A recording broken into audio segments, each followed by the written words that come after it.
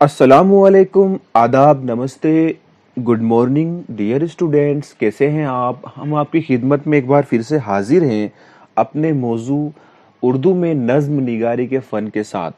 عزیز طلبہ، اب تک ہم نے نظم نگاری کے تحت بہت کچھ سمجھ لیا ہے، جان لیا ہے۔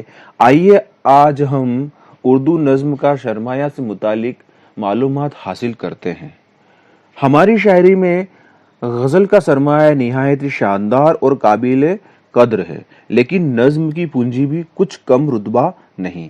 جس دن اردو شاعری نے آنکھ کھولی، اسی دن اردو نظم نے بھی جنم لے لیا تھا، اور اس دن سے آج تک نظم کا قافلہ رواں دواں ہے، بلکہ عہد حاضر کے نظم میں تو وہ تمام خوبیاں موجود ہیں جن کی کسی ترقی یافتہ زبان سے توقع کی جا سکتی ہے۔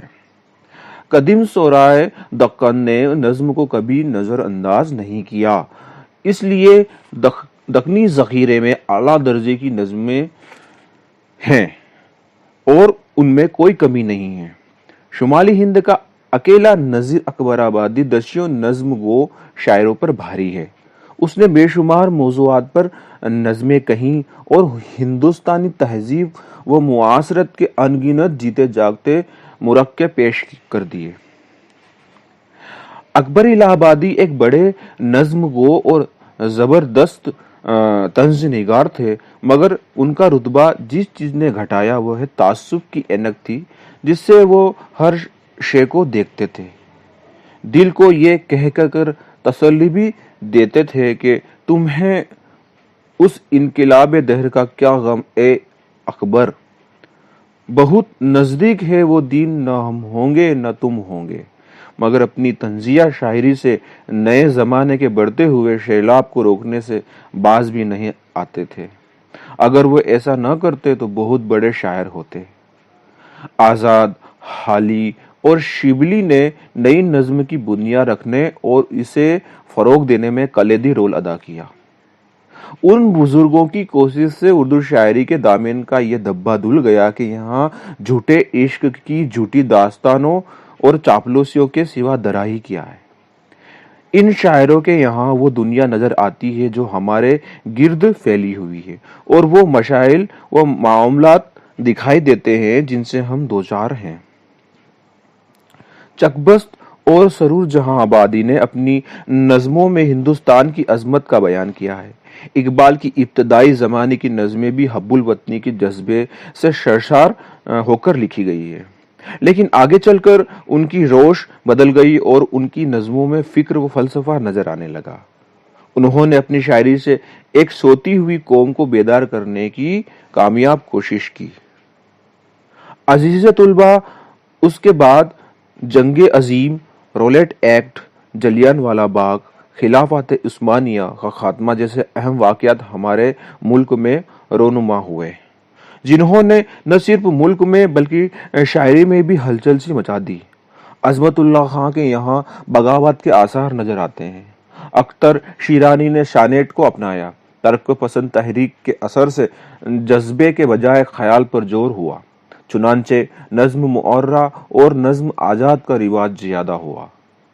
ان میں شاعر اپنی بات کو زیادہ سہولت سے ادا کر سکتا ہے۔ انہیں فروغ دینے میں فیض اور راشد کی کوشش کو بہت دخل ہے۔ حیت کے معاملے میں دونوں نے بہت تجربے کیے۔ فیض نے قافیے کی اہمیت کو پہچانتے ہوئے اسے اکثر نظموں میں ایک نئے انداز سے استعمال کیا، مطلب یہ کہ مصرعے کے آخر میں نہ لا کر اسے درمیان میں بھی لے آئے۔ ہندی کے اثر سے گیت بھی اردو میں مقبول ہوئے۔ جوش کی نظموں میں فطرت نگاری کا رجحان پایا جاتا ہے۔ انہوں نے انقلاب کا نعرہ لگایا تو دوسری طرف صبح و شام، برسات، چاندنی رات کی کامیاب تصویر کشی اپنی نظموں میں کی۔ فکر کی گہرائی ان کے یہاں بے شک کم ہے، لیکن انداز بیان دلکش و بلند آہنگ سے خالی نہیں۔ اختر الایمان کی شاعری میں ایک پورے عہد کا درد و کرب کھینچ آیا ہے۔ ان کی آواز اپنے تمام ہم اثروں سے الگ ہے اور صاف پہچانی جاتی ہے۔ شہریار، ندا فاضلی، راشد آذر، ساحر لدھیانوی، جان نثار اختر، وحید اختر، محمد الوی، زاہدہ زیدی. اس عہد کے دیگر اہم نظم گو شعراء ہیں. عزیز طلباء، یہ تھا غزل کا مختصر سفر جو ہم نے آپ کے سامنے رکھا. وسعت کی گنجائش ابھی نہیں ہے. جب ہم آمنے سامنے روبرو ہوں گے تو انشاءاللہ وضاحت کے ساتھ نظم کے سفر کو جانیں گے.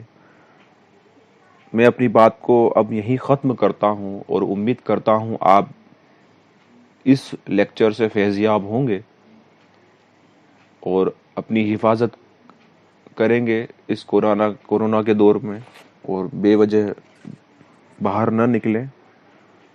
اپنے پریوار، اپنے دیش کا خیال آپ ہی رکھ سکتے ہیں. اسی کے ساتھ میں اپنی بات کو ختم کرتا ہوں. اللہ حافظ. تھینکس.